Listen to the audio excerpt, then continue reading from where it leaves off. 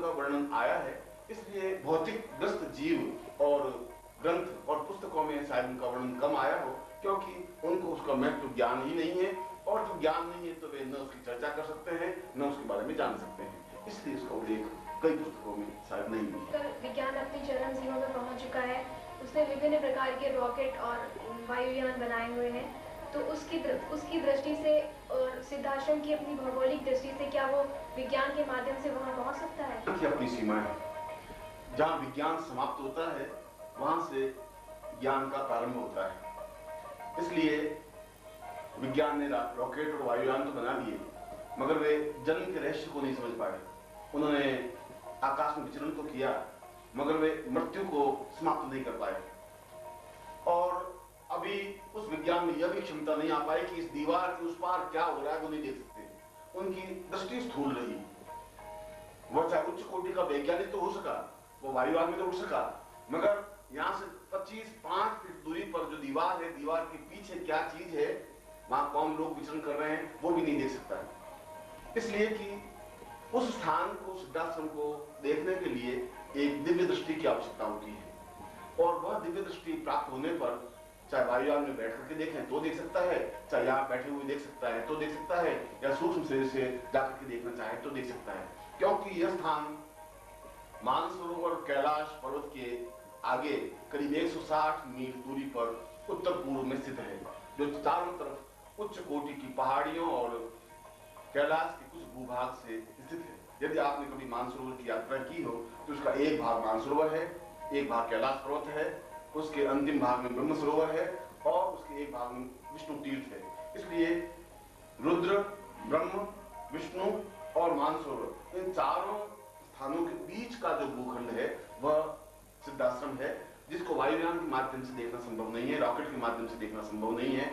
वह केवल सूक्ष्म शरीर के माध्यम से, सूक्ष्म प्राणों के माध्यम से या दिव्य दृष्टि के माध्यम से ही देखा जा सकता है या पहुंचा जा सकता है।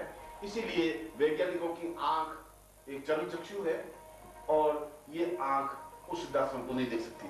उसके लिए आत्मचक्षु की जरूरत पड़ेगी, आत्मज्ञान की जरूरत पड़ेगी, और ऐसी आत्मज्ञान, ऐसे आत्मचक्षु प्राप्त करने पर ही उस स्थान को देख सकता है, विचरण कर सकता है और पहुंच सकता है। हमारा ये सौभाग्य है कि हम स्वामी निखिलेश्वरानंद जी के शिष्य हैं।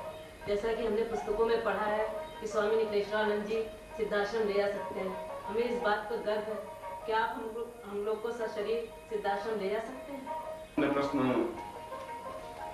व्यक्तिगत कर लिया है, और मैं इस प्रश्न से बचना चाहता था। मेरा सन्यासी जीवन बड़ा तेजस्वी और उग्र रहा है, और बड़ा प्रचंड रहा है, और सारा हिमालय और हिमालय का कण कण मेरे निखिलेश्वरानंद के नाम से और मेरे व्यक्तित्व से परिचित है। जो भी उच्च कोटि के योगी और सन्यासी हैं, उनको निखिलेश्वरानंद का नाम स्मरण है, उनको उनका परिचय ज्ञात है, और वे उतनी श्रद्धा और स्नेह के साथ उनके चरणों में समर्पित हैं। हिमालय का ऊंचे से ऊंचा योगी भी इस बात को सौभाग्य मानता था कि यदि हमें जीवन में निखिलेश्वरानंद जी शिष्य मान ले।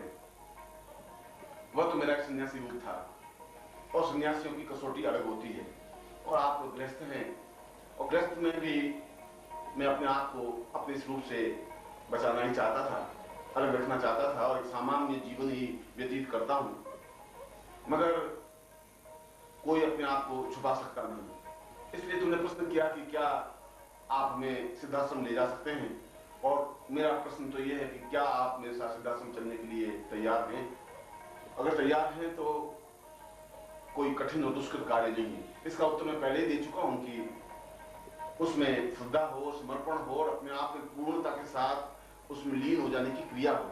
यदि यह कसौटी तुम्हारे पास है तो जिस प्रकार से मैंने सैकड़ों सन्यासियों को सिद्धाश्रम में ले जा सका हूं, उस प्रकार से गृहस्थ शिष्यों को भी ले जा सका हूं और ले गया हूं, और आपको भी ले जा सकता हूं। मगर इसमें तो कोई दो राय नहीं कि संपूर्ण हिमालय इस बात को गर्व करता है कि एक अत्यंत तेजस्वी और प्रखर व्यक्तित्व निखिलेश्वरानंद का रहा है, और जिसने अपने जीवन में सैकड़ों बार सिद्धाश्रम गए और आए और अपने शिष्यों को ले जा सके।